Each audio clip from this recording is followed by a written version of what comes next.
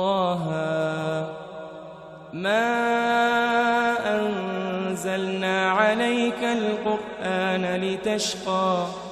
إلا تذكرة لمن يخشى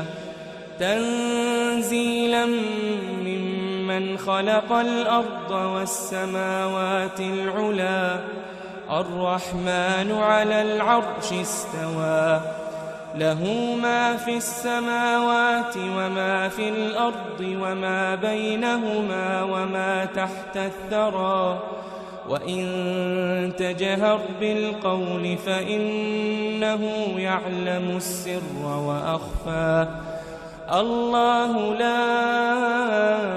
إله إلا هو له الأسماء الحسنى وهل أتاك حديث موسى إذ رأى نارا فقال لأهلهم كثوا إني آنست نارا لعلي آتيكم منها بقبس أو أجد على النار هدى فلما أتاها نودي يا موسى إني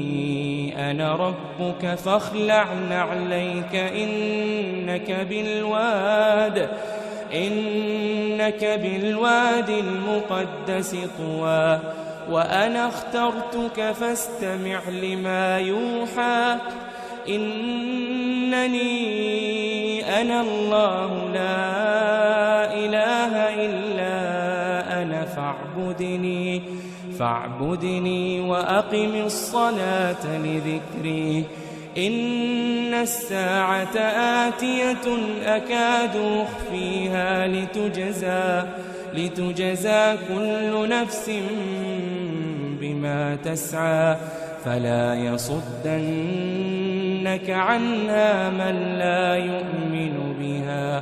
من لا يؤمن بها واتبع هواه فتردى وما تلك بيمينك يا موسى قال هي عصاي أتوكأ عليها وأهش بها على غنمي ولي فيها مآرب أخرى قال ألقها يا موسى فألقاها فإذا هي حية تسعى قال خذها ولا تخف سنعيدها سيرتها الأولى واضمم يدك إلى جناحك تخرج بيضاء من غير سوء آية أخرى لنريك من آياتنا الكبرى اذهب إلى فرعون إنه طغى قال رب اشرح لي صدري ويسر لي أمري واحلل عقدة من لساني يفقه قولي واجعل لي وزيرا من أهلي هارون أخي أشدد به أزري وأشركه في أمري كي نسبحك كثيرا ونذكرك كثيرا إنك كنت بنا بصيرا قال قد أوتيت سؤلك يا موسى ولقد مننا عليك مرة أخرى إذ أوحينا إلى أمك ما يوحى أن اقذفيه في التابوت فاقذفيه في اليم فليلقه اليم بالساحل يأخذه عدو لي وعدو له وألقيت عليك محبة مني ولتصنع على عيني إذ تمشي أختك فتقول هل أدلكم على من يكفله فرجعناك إلى ربك كي تقر عينها ولا تحزن وقتلت نفسا فنجيناك من الغم وفتناك فتونا فلبثت سنين في أهل مدين ثم جئت على قدري يا موسى واصطنعتك لنفسي اذهب أنت وأخوك بآياتي ولا تنيا في ذكري اذهبا إلى فرعون إنه طغى فقولا له قولا لينا لعله يتذكر أو يخشى قالا ربنا إننا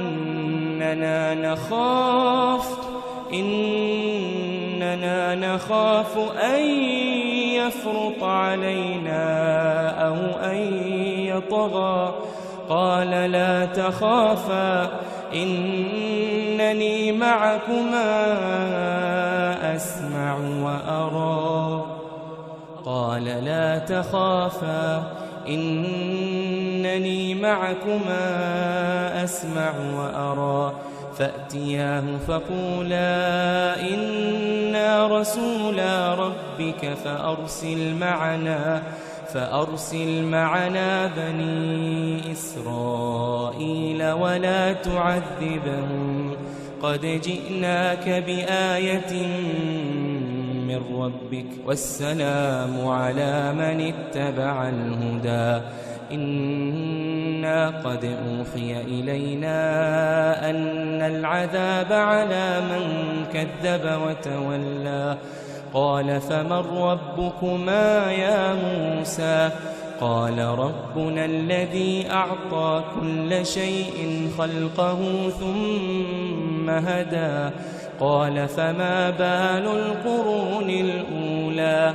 قال علمها عند ربي في كتاب لا يضل ربي ولا ينسى الذي جعل لكم الأرض مهدا وسلك لكم فيها سبلا وأنزل من السماء ماء فأخرجنا به أزواجا من نبات شتى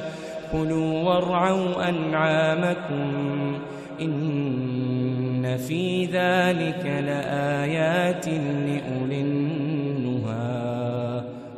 ولقد أريناه آياتنا كلها فكذب وأبى قال أجئتنا لتخرجنا من أرضنا بسحرك يا موسى فلنأتينك بسحر مثله فاجعل بيننا وبينك موعدا لا نخلفه نحن ولا أنت مكانا سوى قال موعدكم يوم الزينة وأن يحشر الناس ضحى فتولى فرعون فجمع كيده ثم أتى قال لهم موسى ويلكم لا تفتروا على الله كذبا فيسحتكم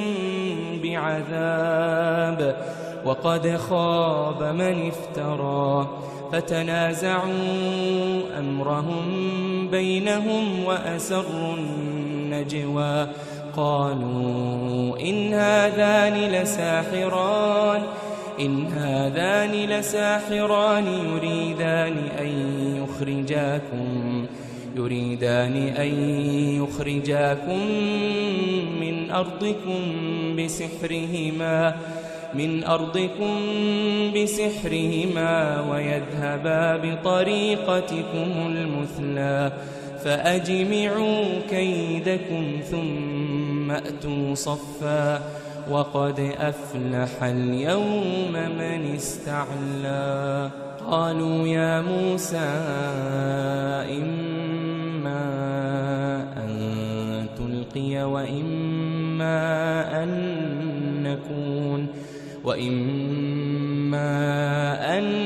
نكون أول من ألقى. قال بل ألقوا فإذا حبالهم وعصيهم يخيل إليه من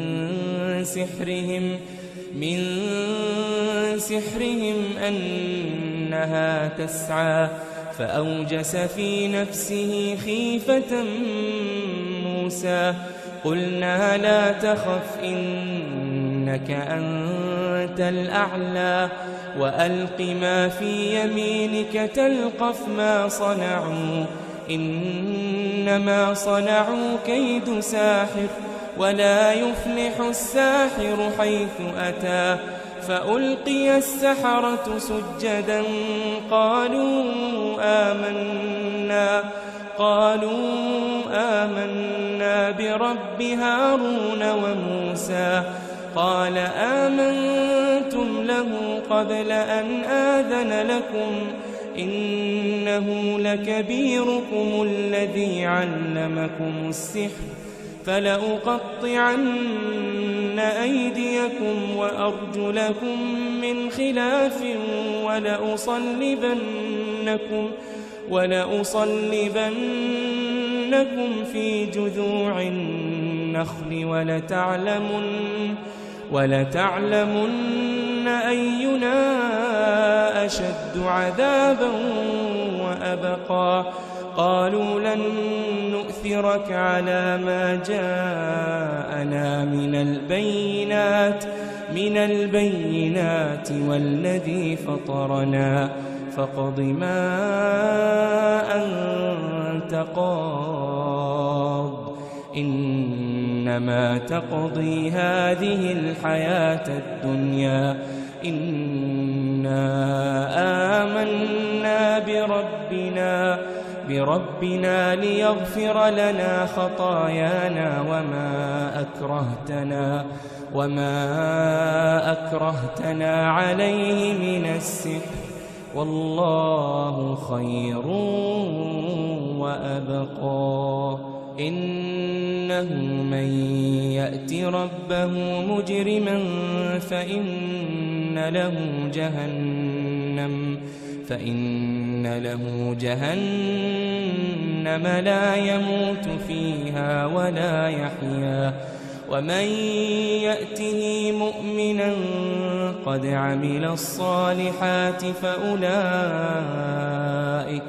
فأولئك لهم الدرجات العلى. جنات عدن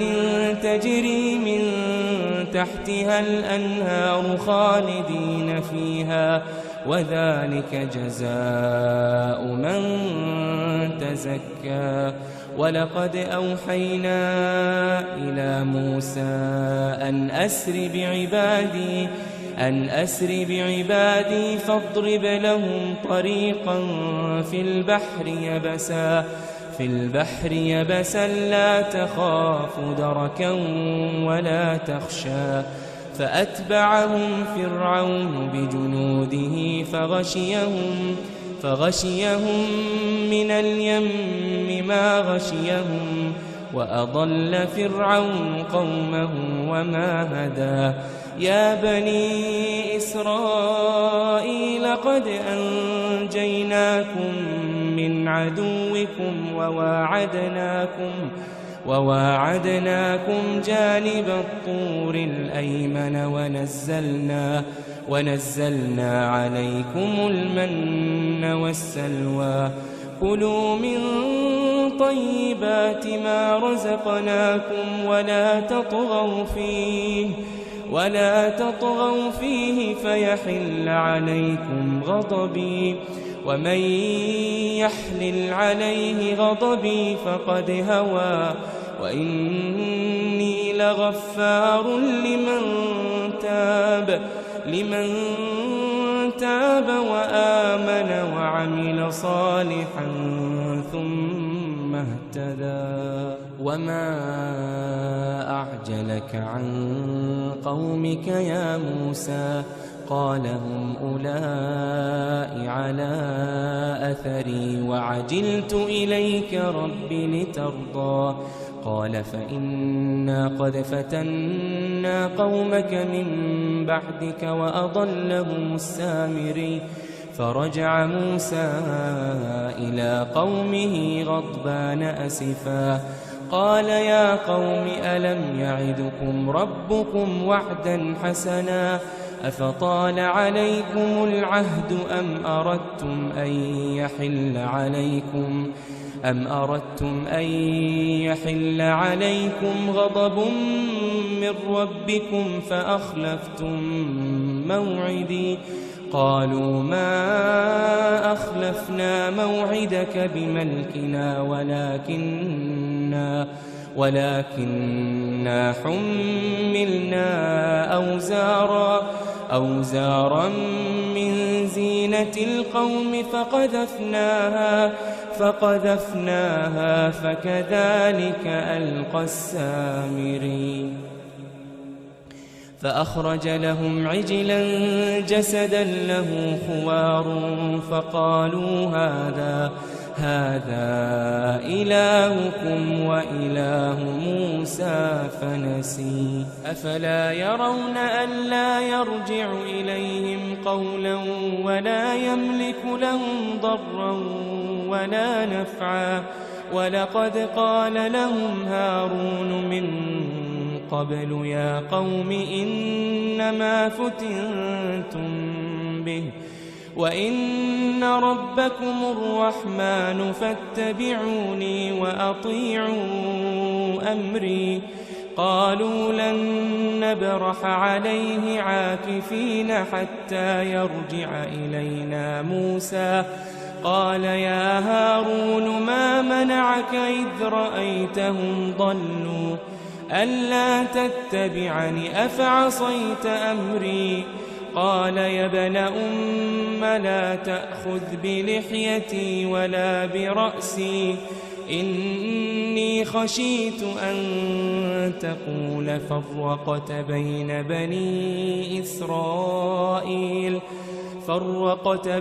بني إسرائيل ولم ترقب قولي قال فما خطبك يا سامري قال بصرت بما لم يبصروا به فقبضت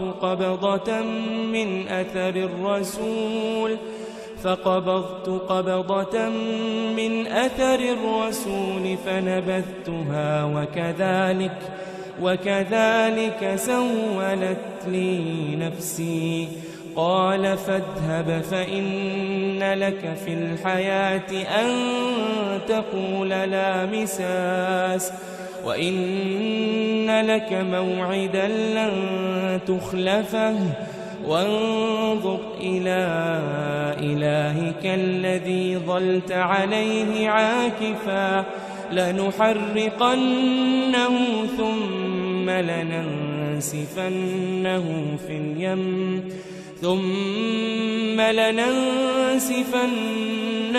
في اليم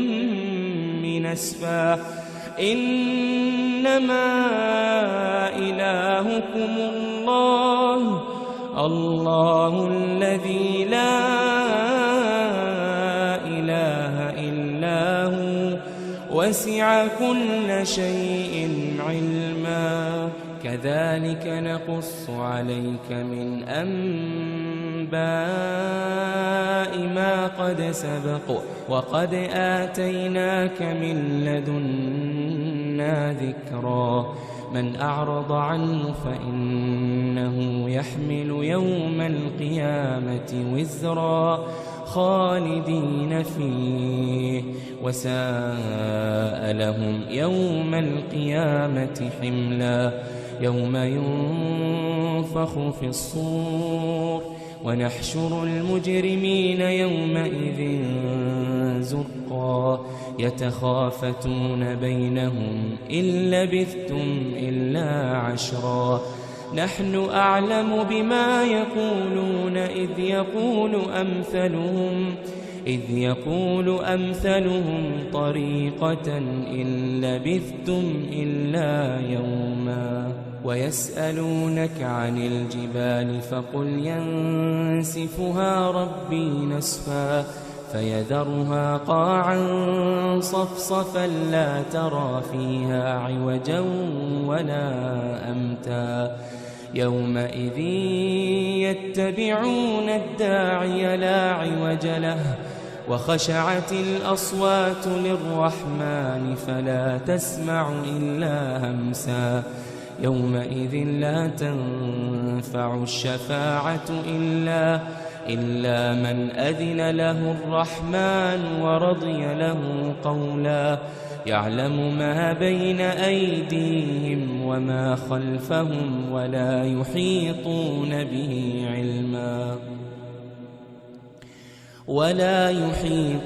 به علما وعنت الوجوه للحي القيوم وقد خاب من حمل ظلما ومن يعمل من الصالحات وهو مؤمن فلا يخاف ظلما ولا هضما وكذلك أنزلناه قرآنا عربيا وصرفنا فيه من الوعيد لعلهم يتقون أو يحدث لهم ذكرا فتعالى الله الملك الحق ولا تعجل بالقرآن من قبل أن يقضى إليك وحيه وقل رب زدني علما ولقد عهدنا إلى آدم من قبل فنسي ولم نجد له عزما وإذ قلنا للملائكة اسجدوا لآدم فسجدوا إلا إبليس أبى فقلنا يا آدم إن هذا عدو لك ولزوجك فلا يخرجنكما من الجنة فتشقى إن لك ألا تجوع فيها ولا تعرى وأنك لا تظمأ فيها ولا تضحى فوسوس إليه الشيطان قال يا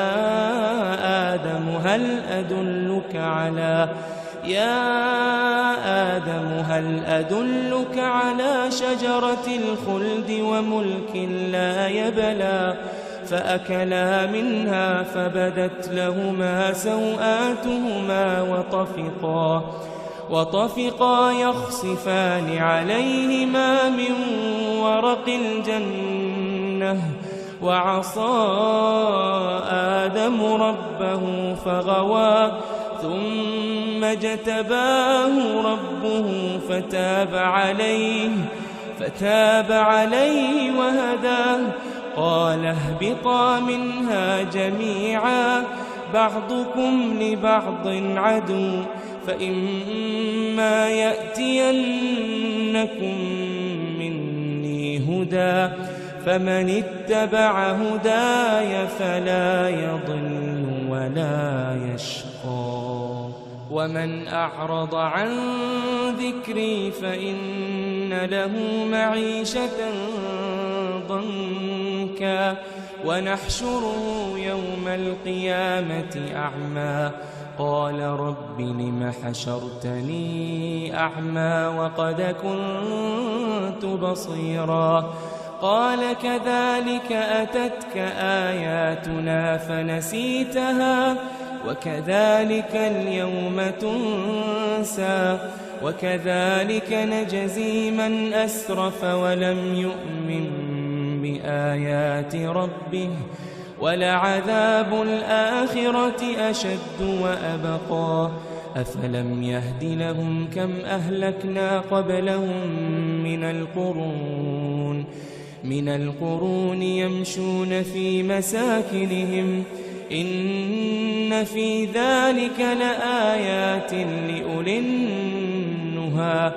ولولا كلمة سبقت من ربك لكان لزاما وأجل مسمى فاصبر على ما يقولون وسبح بحمد ربك قبل طلوع الشمس وقبل غروبها ومن آناء الليل فسبح وأطراف النهار لعلك ترضى ولا تمدن عينيك إلى ما متعنا به أزواجا منهم زهرة الحياة الدنيا لنفتنهم فيه ورزق ربك خير وأبقى وأمر أهلك بالصلاة واصطبر عليها لا نسألك رزقا نحن نرزقك والعاقبة للتقوى وقالوا لولا يأتينا بآية من ربه أولم تأتهم بينة ما في الصحف الأولى ولو أنا أهلكناهم بعذاب من قبله لقالوا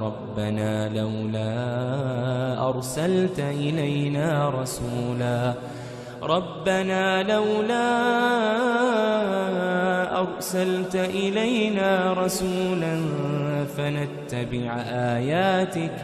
فنتبع آياتك من قبل أن نذل ونخزى قل كل